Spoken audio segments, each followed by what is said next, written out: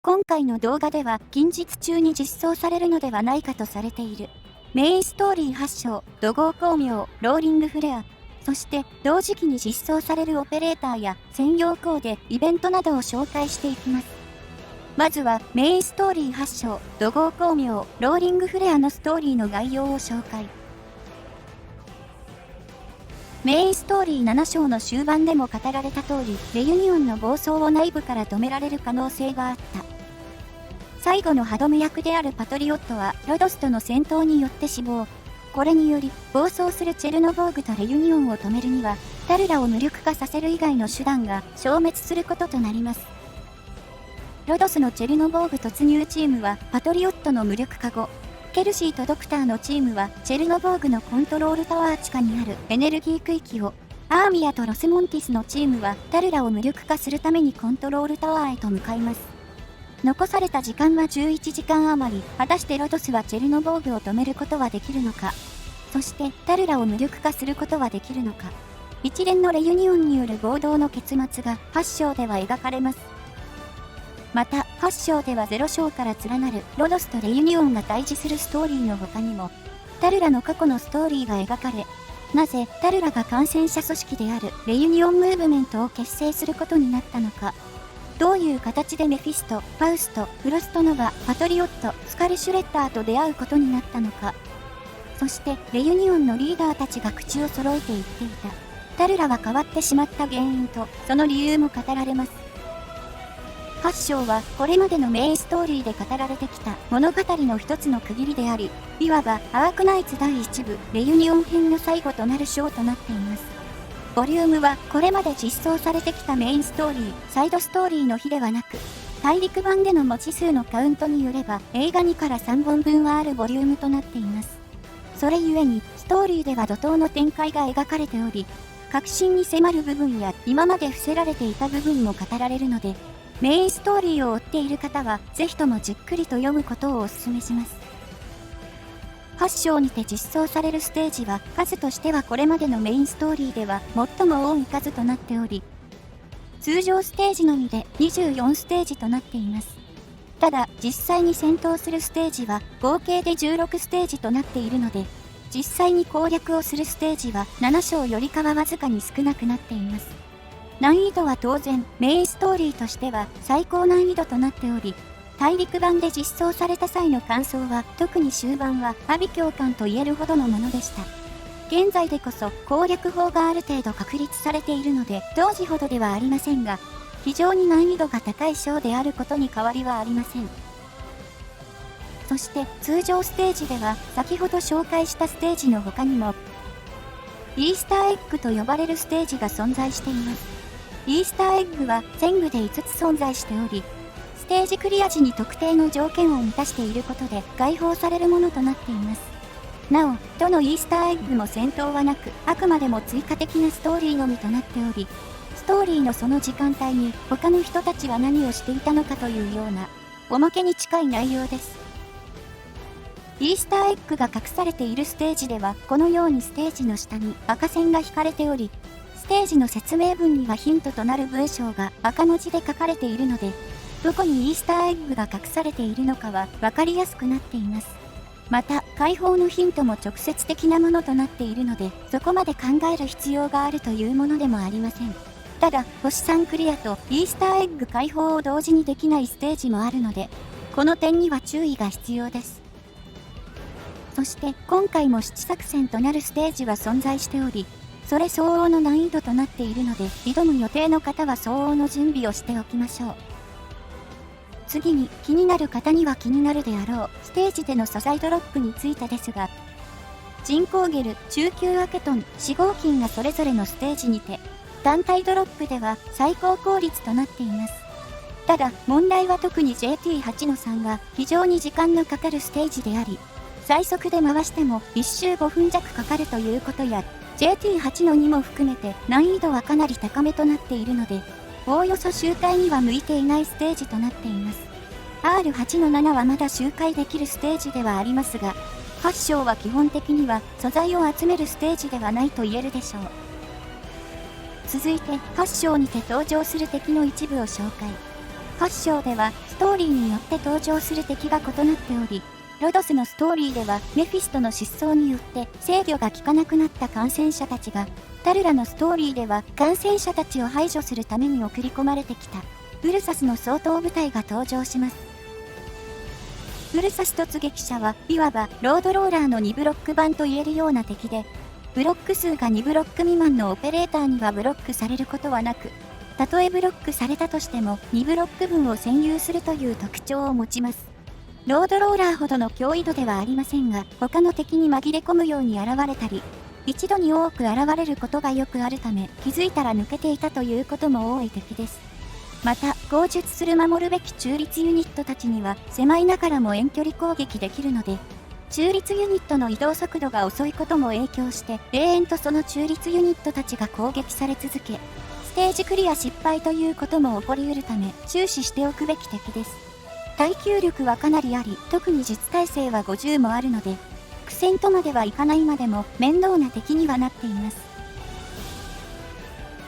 帝国の先鋒精鋭は遠距離攻撃のできる敵ユニットで、遠距離攻撃時は通常時の 50% の攻撃力で攻撃を行い、ブロックされた後は近接攻撃へと移行します。HP が半分以下になると攻撃力は 100% 上昇し、1800となるため、重装ですら受けきれないダメージを繰り出してきます。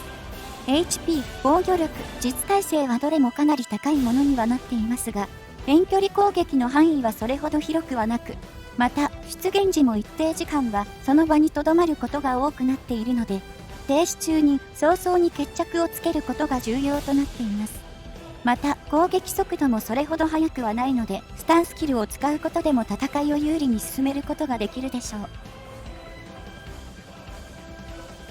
サルカズ騎聖ケントゥリオは、サルカズケントゥリオの騎聖兵版といえる敵ユニットで、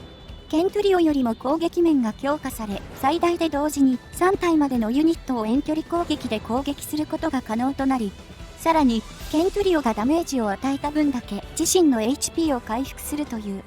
トレイン効果を所持しています。HP や防御力などのステータスは低下している一方で、術耐性が上昇し、トレイン効果によって間接的に耐久力が上昇しているので、撃破するような体制を組まなければ非常に厄介な敵になっています。特に3体同時攻撃をされた場合の HP 回復量は凄まじいものとなっているので、できるだけ防衛ラインから離れた場所で仕留めることを心がけましょう。他にも様々な新たな敵が出現しますが、かなり数が多いので今回の紹介では割愛させていただきます。続いて8章にて登場する新たなギミック、中立ユニットについて紹介。中立ユニットは2種類のユニットが存在しており、1体はウルサス市民と呼ばれる逃げ惑うユニット。もう1体は敵を殲滅しながら前へと進む戦士タルラが存在しています。どちらのユニットも一定の体力が設定されており、戦術したウルサス帝国の兵士からは優先して攻撃されてしまう特徴があります。また、どちらも撃破されてしまうと、防衛ラインの耐久値が減少するので、どちらも守らなければいけない存在です。ただ、2人には大きな違いが存在しており、一つは戦術したように、戦士タルラは戦闘能力がある一方で、ウルサス市民は戦闘能力がないという点。ウルサス市民は上記の映像のように逃げ回ることしかせず、すべてにおいて敵ユニットからの攻撃にはなすがままとなっています。そして移動速度が敵ユニットよりもはるかに遅いので、オペレーターたちで敵の進行を阻み、防衛ポイントまで守ってあげなければ、あっという間に倒されてしまいます。一方の戦士タルラはウルサス市民とは反対で、防衛ポイントから出現し、敵の出現ポイントへと向かうルートをたどります。そして敵と接敵後は攻撃を開始し、殲滅を行おうとするので、ウルサス市民よりもある程度は放置しておいても問題はありません。ただ、ウルサス市民は守れば良いため、防衛ラインを徐々に下げていき、陣形を固めるということが可能ですが、戦士タルラはウルサス市民とは反対のルートをたどるので、逆に陣形が徐々に前のめりになっていくという特徴があります。そのため、戦士タルラの殲滅力を基軸とした陣形を臨機応変に組み上げていく必要があるでしょう。特に強襲作戦の敵の攻撃力は戦士タルラの HP ギリギリに設定されていることも多いので、制約による直接的なものだけでなく、間接的にも難易度が上昇することとなります。以上が8章にて登場する新たなギミック、中立ユニットの紹介となります。続いて、同時期に実装される可能性がある限定スカウト。私を忘れないで、Forget Me Not を紹介。Forget Me Not では、新たにジャッキー、ウィスパーレイン、マドロック、ロスモンティスの4人が実装され、ジャッキー、ウィスパーレイン、マドロックは今後のスカウトでも入手できる通常オペレーター。ロスモンティスのみが、現状では今回の限定スカウトでしか入手できない限定オペレーターとなります。それでは一人ずつ、大まかなオペレーターの背景や性能の紹介を行っていきます。はじめまして、ドクター。新人オペレーターのジャッキーだよ。前はクルビアで補助警察をやってたんだ。これから仲良くやろうね。ジャッキーは、元クルビアの補助警察だった人物で、事故により感染した後は、ロドスに治療目的で訪れ、その後は父の同意を得て、前衛オペレーターとなりました。非常に明るい人物であり、たとえ相手が感染者であっても、分け隔てなく接することができる人物なので、ロドスにも早々に溶け込んでいき、一部のオペレーターたちからは、まるで妹や娘のように可愛がられているようです。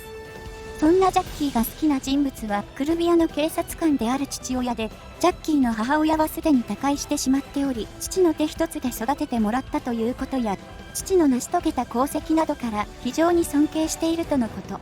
ジャッキーが補助警官をしていたのも、そんな父に憧れてだったようです。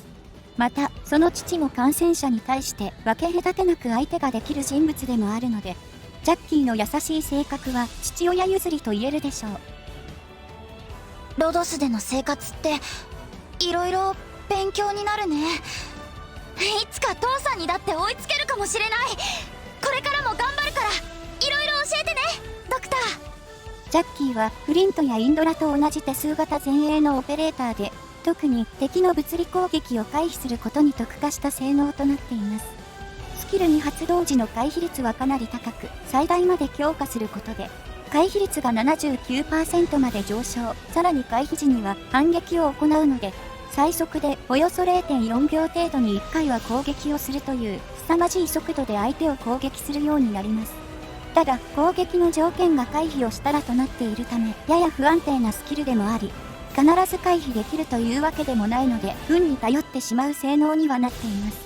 さすがに、一撃でこちらを沈めてくるような敵には分が悪くはなっていますが、一発攻撃を受けてもギリギリ耐えられる相手であれば一時的な回避立ての運用もできるでしょう。私のコードネームはウィスパーレイン。1階の放浪医師です。もしよろしければ私のことは同じ屋根の下で雨宿りをしているだけの旅人だと思ってお気になさらず。ウィスパーレインはリベリア出身のエーギル人で、その場に一箇所に留まろうとはしない旅医者です。憂鬱とした雰囲気や内向的な性格のため近寄りがたい印象がありますが、実際は心優しい人物であり、ロドスのオペレーターたちには好かれているようです。体は非常に強弱な体質となっており、旅医者は愚か、外を出歩くことすらはばかられるほどの脆弱な免疫能力しかありません。それなのにかかわらず、ウィスパーレインが非感染者なのは得意な体質を持っているためであり、彼女は重篤な危機に陥った際には、容体まで体が若返るという、一種の不死性を持っています。ただ、この不死はあくまでも限定的なもので、若返りをした際には様々な不都合なことが起こるため、本人はこの若返りを恐れているとのこと。いずれにせよ、不死でありながら非常に脆い存在というのが、ウィスパーレインの本質となっています。一度の死では洗い流せない悲しみが無数の糸のように私の肌にまとわりついている気がするんです。ドクター、過去の記憶を失ったことのあるあなたならこの気持ちを分かってくれますか？ウィスパーレインはセイロンと同じ広範囲回復型の医療オペレーターで、主にレジストの付与に特化した性能となっています。また、レジストが付与された味方は一時的にウィスパーレインの攻撃力に比例した HP が毎秒回復する。リジェネ状態となるので実質的にはリジェネとレジストを付与する能力と言えるでしょう。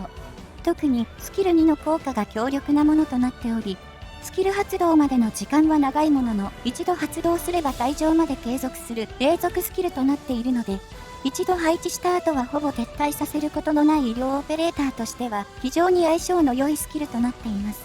遠い場所に位置するオペレーターを回復する際の回復減衰も、素質の強化と攻撃速度の上昇によって幾分か解消されるので、レジストを付与するオペレーターとしては扱いやすいオペレーターです。特に凍結が多発するようなステージでは大きな活躍を見込むことができます。サルカズの傭兵アドロックだ。あなたがドクターか。何度もロドスに救われた身だ。今こそ恩義に報いさせてもらう。マドロックはボルモンドの白母にて登場したマドロック小隊のリーダーで、先日開催されたオムニバスストーリー「アリシ日の風を求めて」の振り返るにてエリートオペレーターロゴスに救出された人物です。ストーリー内でも描かれていた通り、本来は争いを好まない性格で、ボルモンドでの出来事しかり、マドロックが戦闘をする理由は全て受動的で、あくまでも自分の仲間を守るために仕方がなく戦うという状況を幾度も繰り返した結果、マドロックはいつの間にかマドロック小隊のリーダーとなり、部隊は肥大化、多くの命を守護する存在へとなっていきました。イベントストーリー、振り返るでの一連の出来事の後、マドロックはレユニオンが起こした一連の行動とは無関係ということが判明しており、マドロックの仲間を守りたいという願いから、他のサルカズ傭兵と共にロドスと協約を結び、現在はロドスのオペレーターとして活動をしています。この姿が新鮮。それは戦闘中は防具を脱がないと決めているからな。理由はいろいろあるが、今はもう違う。このままで色だと、それが命令だというのなら。マドロックはバルカンと同じ味方の治療効果を受け付けない代わりに、高いステータスと自己再生能力、そして一定時間ごとにシールドを獲得し、敵の攻撃を無効化するという自己完結型の重装オペレーターとなっています。その性能は凄まじいの一言であり、回復を受け付けないということから一見すると脆く見えますが、実際は暴力的なステータスと9秒ごとに付与されるシールド、そして悲劇回復によって発動するスキル2の効果で凄まじい速度で HP を回復するため、並大抵の敵であればたとえいくら来ようとも全て粉砕し、マドロックは至って平気にしているということがよくあるほどには、高い殲滅能力と耐久力を持ち合わせています。総じて非常に高い次元で自己完結しているオペレーターなので、様々な場面で活躍することができるでしょう。敵ボスが味方になると弱くなるというのはよくあるパターンですが、マドロックに関してはむしろ味方になったことで強化されたオペレーターと言えるかもしれません。こんにちは、ドクター。エリートオペレーターのロスモンティスだよ。ケルシー先生の許可が出たから、私とチームの指揮権はドクターにあるよ。私の力を正しく使ってね、ドクター。それから私は物忘れがひどいから、忘れてそうなことは教えてね。ロスモンティスはロドスの敵を殲滅することを専門としたエリートオペレーターで、彼女の周囲にある巨大な物体を対象へとめがけて飛ばし、対象の破壊や殲滅を得意としています。非常に強力な力を持っている一方で、過去の出来事から精神が不安定であり、一部のオペレーターたちからは彼女はエリートオペレーターにはふさわしくないとも言われています。オペレーターたちが傷つけられた際には真偽を確認せず敵を見境なく殲滅しようとする非常さがあるため、アーミアのようなストッパー役がいなければ暴走することも多く、見た目とは裏腹に非常に危なっかしい人物です。一方で中程度の戦闘であれば、ロスモンティス一人がいれば戦闘が終わると言われるほどには、凄まじい制圧力を持っているので、仲間であればこれほど頼もしい存在もいないでしょう。この大地は簡単に良くならないのに、人間は周りに流されてすぐに悪くなっちゃう。ドクター、私たちは悪い人になっちゃダメだよ。もしドクターが悪い人になるなら、きっとすっごく悪い人になっちゃうと思う。そんなことはさせない。ロスモンティスは攻撃範囲はファイヤーウォッチやアンブリエルと同じ広範囲狙撃型にはなっていますが、実際の性能は全く異なっており、地上の敵のみの殲滅に特化した広範囲地上型の狙撃オペレーターとなっています。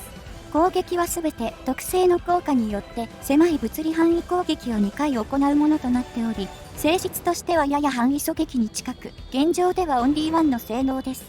ロスモンティスも他の星6と同じく、特にスキル3はド派手なものとなっており、スキル発動後は2本のビーズワックスのオベリスクのような設置物を設置し、ロスモンティスはブロックされている敵しか攻撃しなくなる代わりに、設置物にブロックされている敵ユニットの防御力を下げ、自身の攻撃力と攻撃速度を上昇させるという決戦スキルとなっています。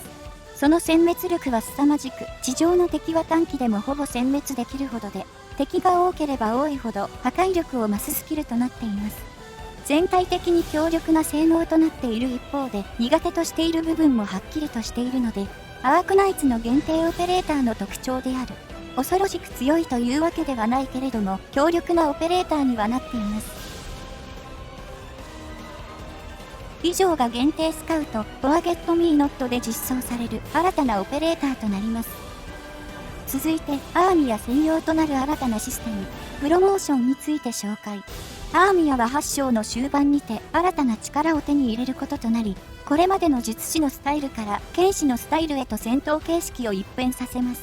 この戦闘形式の変化はゲームシステムにも反映され、プロモーションを行うことで、アーミヤを術師から前衛へとクラスチェンジさせることが可能です。アーミヤのプロモーション機能を解放する方法は、アーミヤを昇進2にし、JT8 の2攻略時にアーミヤを編成しておく必要があります。なお、この際に編成するアーミヤは自身で用意したアーミヤである必要があり、フレンドのサポートから借りたアーミヤでは条件達成にはなりません。なお、条件はあくまでもアーミヤを編成するとなっているので、実際に配置をしなくてもプロモーション機能は解放されます。プロモーション機能解放時は強制的にアーミヤは術師から前衛へと変化することとなりますが、プロモーション機能解放後のアーミヤのステータスにある昇進ボタンはプロモーションボタンへと変化し、ボタンをタップすることで専用画面へと移行。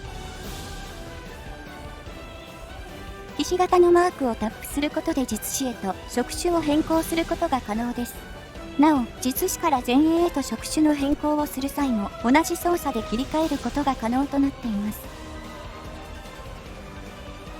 プロモーションを行ってもアーミヤのレベルが変化することはなく、術師状態のアーミヤのレベルが昇進2のレベル80であれば、前衛状態のアーミヤも昇進2のレベル80となります。ただし、いくらか引き継がれないものもあり、スキルレベルは引き継がれません。つまり、術師のスキルのレベルをいくら特化させても、前衛のスキルレベルが特化されることはありません。逆もまたしかりです。そして、専用コーデは各職業ごとの専用となっており、術師アーミヤの専用コーデを前衛アーミヤにセットするということもできません。逆に、この2つ以外の全ての要素は共通のものとなっており、術師と前衛をそれぞれ1体ずつ育成するよりも、育成コストは少なくなっています。また、特に前衛アーミヤはかなり強力なオペレーターとなっているので、今のうちから育てておくのもいいでしょう。以上が8章にて新たに解放されるシステム、プロモーションの紹介となります。続いて、同時期に実装されると予想されるコーデを紹介。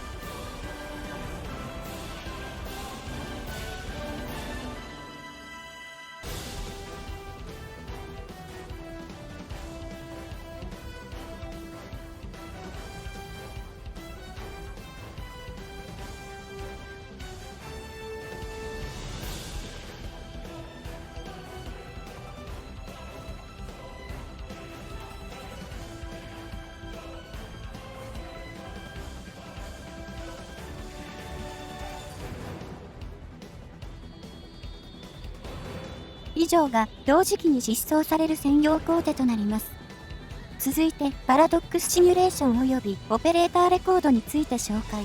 パラドックスシミュレーションとオペレーターレコードは実質的にはセットとなっているシステムで、両システム実装後はこのように、オペレーターの資料で空白だった部分に新たな項目が追加。それぞれの項目をタップすることで各機能へと飛ぶことができます。まずはオペレーターレコードから紹介。オペレーターレコードは各オペレーターが主人公となるキャラストーリーとなっており、例えばエイヤフィアトラであれば、エイヤフィアトラが主人公となるストーリーが2つ用意されています。これらのストーリーはメインとの直接的な関わりはありませんが、オペレーターたちがロドスで何をしているのかや、ロドスに加入する前は何をしていたのかなどが描かれます。端的に言うと、各オペレーターの深掘りが目的のものとなっており、大陸版ではかなりの速度でストーリーが追加されています。そして、このオペレーターレコードを開放するためには、オペレーターのレベルや信頼度を上げる必要があり、一つのエンドコンテンツと言えるでしょう。続いて、パラドックスシミュレーションを紹介。パラドックスシミュレーションは各オペレーターに用意された専用のステージを固定編成でクリアするというものとなっています。基本的には対象のオペレーターを最大限活用することでクリアすることができるというもので、オペレーターの新たな運用方法を見つけるというのが一つのコンセプトになっています。スキルはステージ開始直前に対象のオペレーターのみ変更することが可能なので、様々な方法を試してみるのもいいでしょう。なお、パラドックスシミュレーションは何度挑戦しても理性を消費することはないので、気軽に挑戦することができます。以上がオペレーターレコードおよびパラドックスシミュレーションの紹介となります。続いて、ほぼ同時期に実装されるであろう殲滅作戦のアップグレード版、殲滅委託について紹介。殲滅委託はこれまでの殲滅作戦と大きな変更はなく、毎週ステージに挑み、合成玉を入手するという点は変わっていませんが、これまで変わり映えのしなかったステージがおよそ2ヶ月に1回のペースで切り替わることとなります。変更後はこのように、殲滅委託のページはテラの世界地図となり、殲滅委託が開放されている国家をタップすることで、各殲滅委託選択ページに移動します。移動後は、これまでの殲滅作戦と変化はありません。ただ、今後複数の殲滅委託ステージが登場した際には、以前の殲滅委託のステージは模擬訓練ステージとなり、一時的に閉鎖されたり、そのステージをクリアしても合成玉を入手することはできなくなります。